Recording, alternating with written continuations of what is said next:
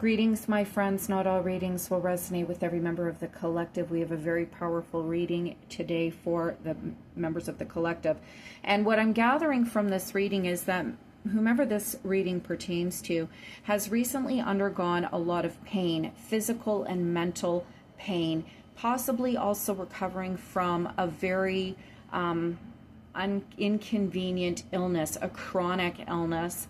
Also, the bloodstone being in this reading, the illness could have had to do with blood circulation system, hemorrhaging, physical wounds. And it's pretty interesting because I also got the Chiron Oracle card, or Chiron Oracle card, who was a god in ancient Greek mythology who had been, he was a mentor. He mentored people where it came to medicine, healing, and health. And he was struck by Heracles' arrow by accident that had hydro blood on it. So we have another theme of blood. And he suffered for a very, very long time. He was immortal. He looks like a centurion. He's half horse or beast and half human. He suffered so long that finally he requested that Zeus let him die. And Zeus put a star system in the sky called Sagittarius, or I can't remember, Centaurus or something like that, in the sky for him to remember him. This card is about, learning, gaining wisdom through hardship, but yet we still have this theme of blood again. And then we have, in the present tense, we have Hygeia, who is the daughter of Asclepius, I believe, who was a god of, he was a physician god. He's associated with the wand and the one snake, and he was the greatest physician in the land. This was his daughter, and her snake resembles health and healing. But her message is that, you can't always, rely solely on medications, but you have to incorporate healthy habits into your life, exercise, detox, herbal remedies, etc. So this is about changing one's approach to health and happiness in order to include behaviors and mannerisms and routines that will also assist in the healing process. So we have two cards here that have a lot to do with blood, physicians, medicine, being wounded, hurting, acquiring wisdom through suffering.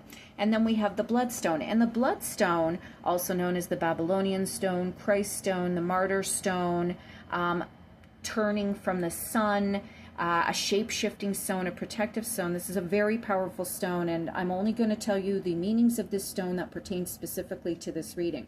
But this stone was used by ancient civilizations in order to stop bleeding. Okay, so I'm not a health physician. That's outside of my scope of practice. If you have any health issues, you must consult a medical professional. Either way, this stone was used. It was dipped in cold water and held on wounds in order to stop bleeding, to stop hemorrhaging, and to heal other issues. So we have this theory of medicine, medical issues, needing to heal oneself. It's very interesting, and I feel like this reading pertains to somebody who's recently undergone a lot of health issues. Now, the good news is that moving forward, there's sacrifices that have to be made. And the bloodstone, also called the martyr stone. The martyr stone, because it's associated with the Christ story, where Christ was on the crucifixion, he was stabbed in the side, and his blood, it is believed, fell on clear quartz and left blood on that clear quartz, becoming the bloodstone. Bloodstone is a dark green stone with red jasper, I believe it is, or hematite, etc. But anyhow, it exemplifies or encompasses that story where Jesus is a martyr for humanity. And if you see Chiron, he spent a lot of time in pain, suffering, so that he could continue mentoring other gods and people in the ways of medicinal qualities. So there is someone in the collective that may have, in the most recent past, had to sacrifice themselves and their own well-being in order to put other people in front of themselves.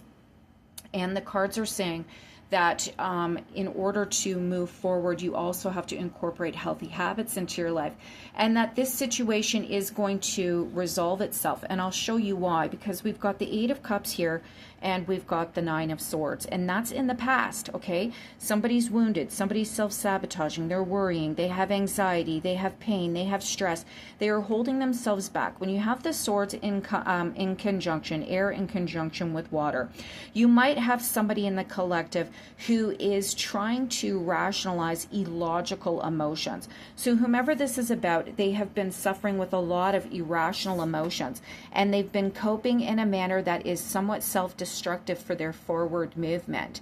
And this is going to end, and I'm going to show you how it's going to end in 1 second. But this person with the Eight of Cups also shows me somebody who can't commit to relationships. They leave, they can't make things work long term. They've had a low success rate, and it really is burdensome on their mind. So these two cards are kind of working in conjunction with one another, causing a lot of stress. This is somebody who has to take their subconscious issues and manifest them into reality instead of suppressing them with fear, anxiety, and overthinking. And this does happen because you see it with the Universe card, okay? Now, before I continue, let's look at the Bloodstone.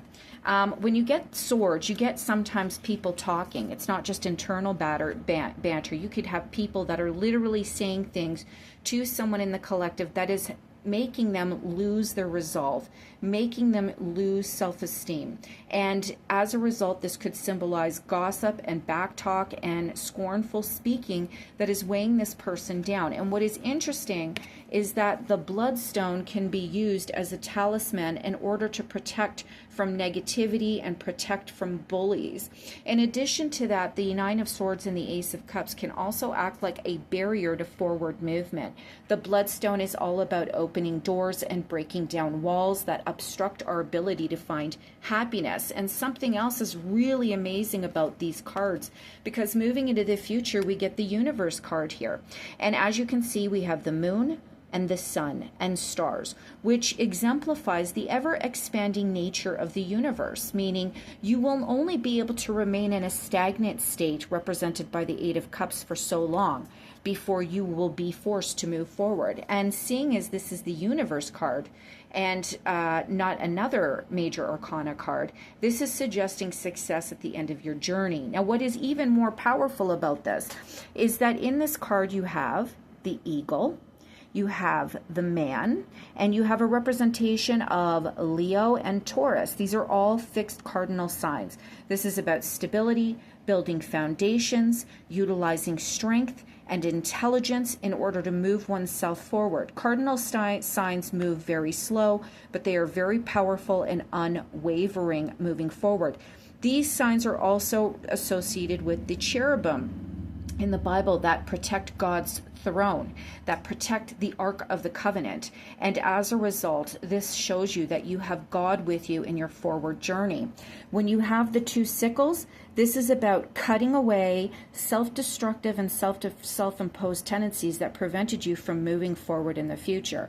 So there is an end to this destructive cycle of spiritual and mental and physical wounding and sadness that has held you back. And it is replaced with the energy of Eros, who was literally the god that came before Cupid. They looked at him like he was a primordial figure before the creation of all gods, because he symbolizes procreation instead of Cupid being born out of Aphrodite, symbolizing love and lust. And if you understand, there's also a arrow associated with this card and that of Chiron. So somebody is going to be struck very fast with a powerful urge to bring love, light, and happiness into their lives and bring passion, which is interesting because the Bloodstone was also used historically for love, for romance, to unite emotional bonds, and as an aphrodisiac. And we end our reading with the Two of Cups. This is commitment, this is love, this is an agreement between friends and lovers, and it is passionate, it is kind, it is caring, and it is nurturing. So after getting over all of this pain and hardship, which the Bloodstone is an energy that gives you the advice to learn and sacrifice now and keep moving forward no matter how difficult things are, because you're going to come out on the other end very happy. And even if it's not love and romanticism, which I highly suggest it is is based on the cards, a very passionate romance. This is also about joining forces with someone else to achieve your goals.